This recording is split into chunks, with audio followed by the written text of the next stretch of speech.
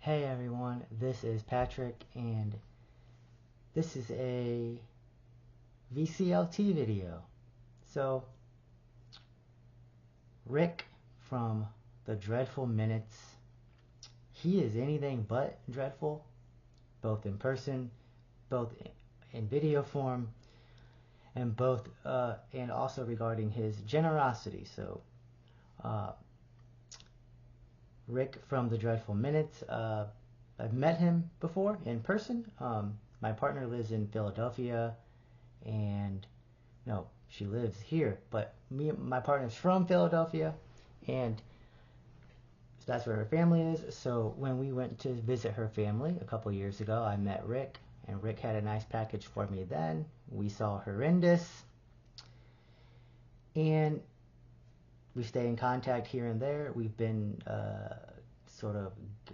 guest on the Heavy Metallurgy program together, and just an overall nice guy. And I want to go over, as a thank you to Rick, the package that he so kindly sent me. And if you're fans of Rick's channel, you know that his videos are thoughtful.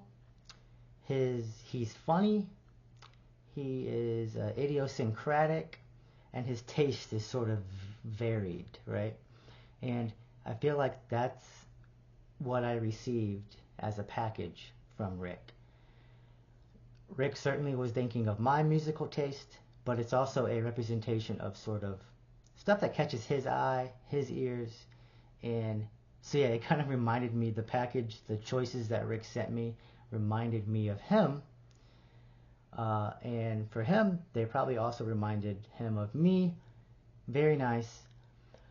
I did know one of the albums that Rick decided to kindly send me, and that was this album right here, Anthrax. This is their debut album, Fistful of Metal. Came out in 1984, and Rick messaged me on Instagram and asked me if I have this album, and I said no. So he said, I'll send you it. And I said, that's awesome, that's amazing, thank you, I'll check it out. But it is true, I'm not really a big fan of thrash metal, so I don't, it's not a genre that I liked when I was growing up, so all the thrash I like right now is because I recently got into it. So yeah, this is actually a new album for me. I've never even heard this album. I heard a couple songs on it, but I never heard the whole album. This is the only album that has Neil Turbin on vocals, and I think even Dan on bass. I think he leaves shortly after Neil leaves. But my favorite riff on the album is the very first riff on Death Rider, and they also bring that riff back around at the end of the song. So that's a pro and a con, right? Like, my favorite riff on the entire album is the first one that you hear. I also like Panic. So, which I believe it's Dan. Dan's lead guitar work on here, his soloing, is basically the best thing about this album. Neil sounds a little bit like the vocalist from Overkill, but I have seen this album compared to Overkill's debut, compared to, of course, early Metallica, compared, of course, to Show No Mercy. Out of all of those albums, Show No Mercy is going to be my favorite for sure. But by the way, this is a 1992, I believe, or maybe even a little bit later than that, Megaforce Records reissue of this album. And yeah, so this album cover here by, I don't even know if it says it on here, illustration, Kent Joseph. This album cover reminds me of this one, which is musically they're both metal, but they're not very similar. But yeah, I think a similar sort of a design idea, similar idea. And yeah, just so yeah, vocals on here definitely polarizing.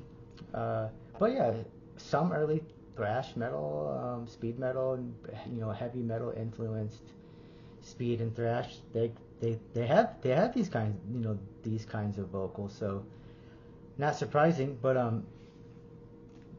I like technically speaking, he can definitely hit those high notes. There are certain moments where he really draws out the ending of a vowel, the ending of a word, and it sounds pretty cool.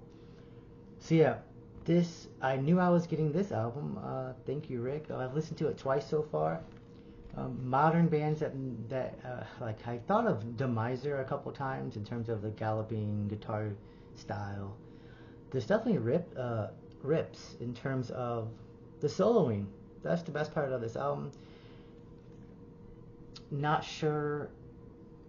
Yeah, the worst part for me is going to be the vocals. Again, not really into thrash vocals just in general, and this is going to be that kind of style that most people are picky about, even if you do like it. But yeah, killer gift here from Rick.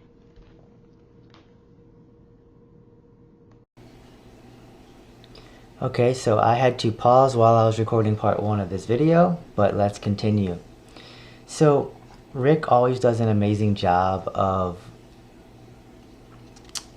figuring out someone's taste and trying to send them stuff that they haven't heard before. So yeah, he did a great job here. So this album is a band from Phoenix, Arizona, and they are called Unholy Strength. This is Tomes of Heaven's Apocalypse. It's an EP that actually came out in 2021. 6 tracks, 20 minutes of music. They play a really cool style, like Swedish black metal, Swedish black and death metal, thrashy, really early to mid 90s sounding stuff here. They mentioned Sacramentum and Dissection on their Bandcamp as sort of the sounds that they want to make fresh again. I hear Bahargum as well. The vocals sound like George Clark of Death Heaven.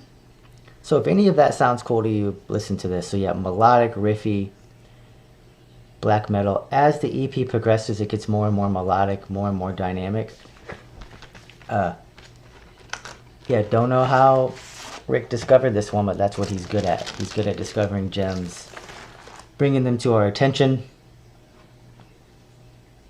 and even sharing the love.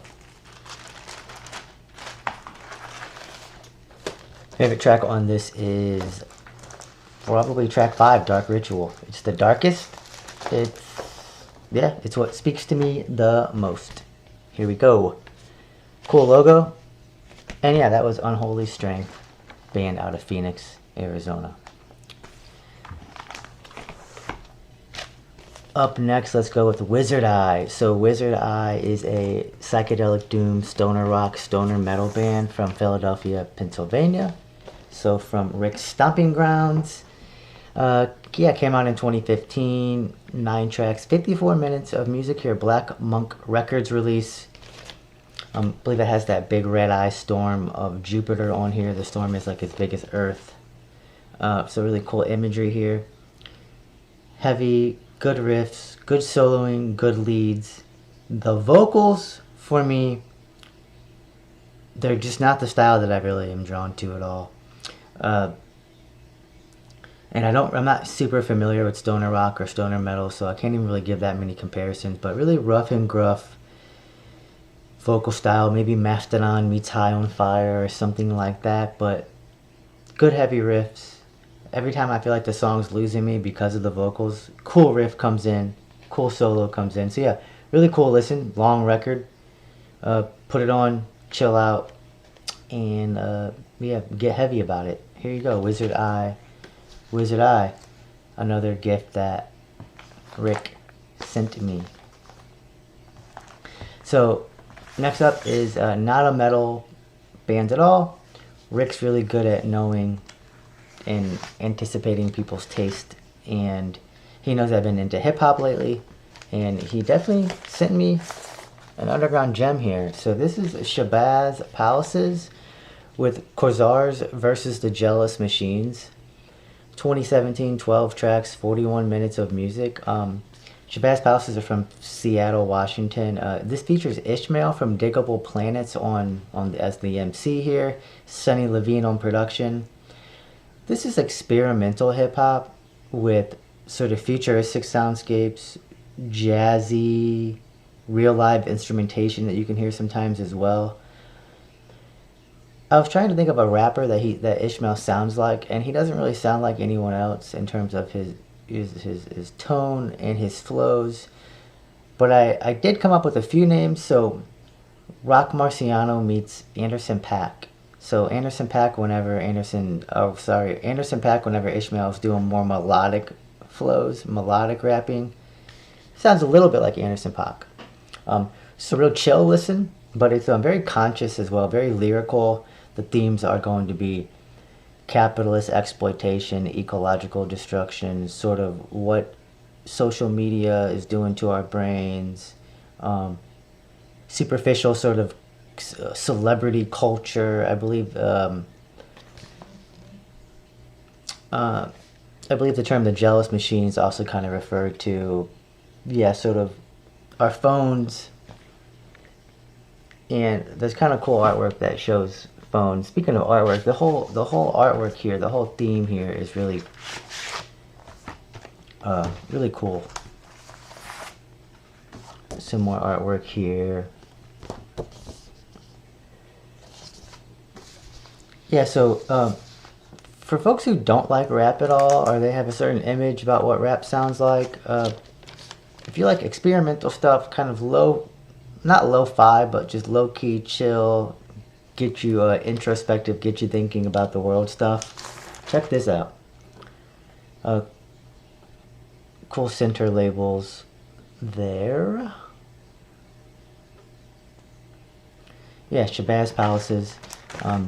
If you like any of sort of backwoods record stuff that Billy Woods puts out, Billy Woods himself, Elucid, Ka, if you like in terms of like drumless or sort of just super smooth production,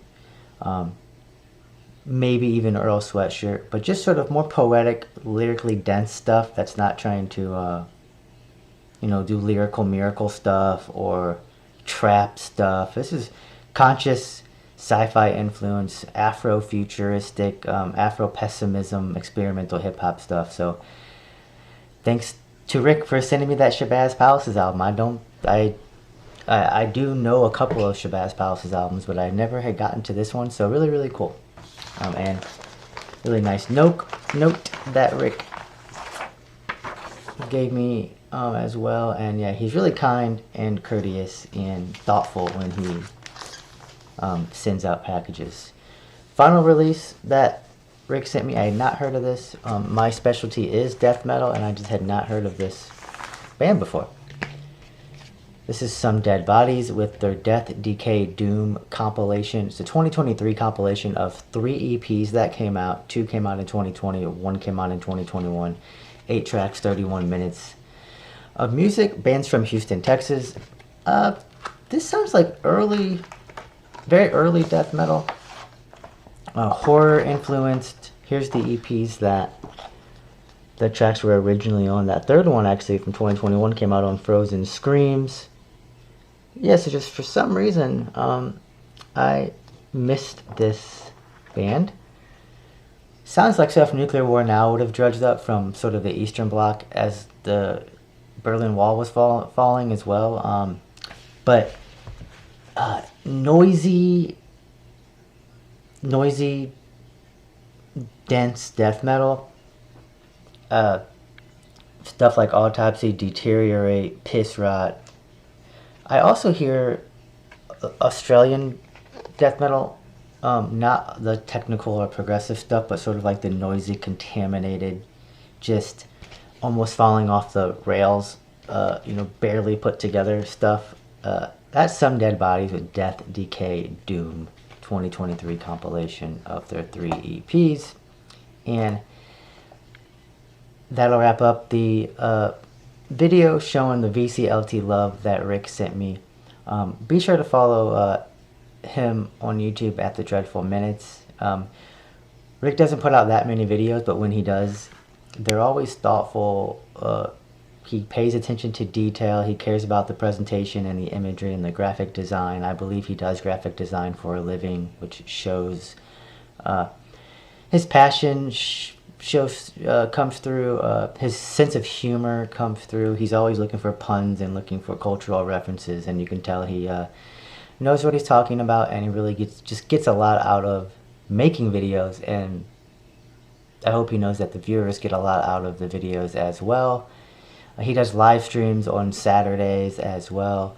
So yeah, all around gem of a person. Like I said, he's not dreadful, even if the music itself is dreadful, which is exactly what we need always, and in particularly what we need right now. So yeah, thanks Rick, you're the best. Appreciate you all watching this, and see you all in the comment section. Talk to you all very soon. Remember to stay heavy. Bye.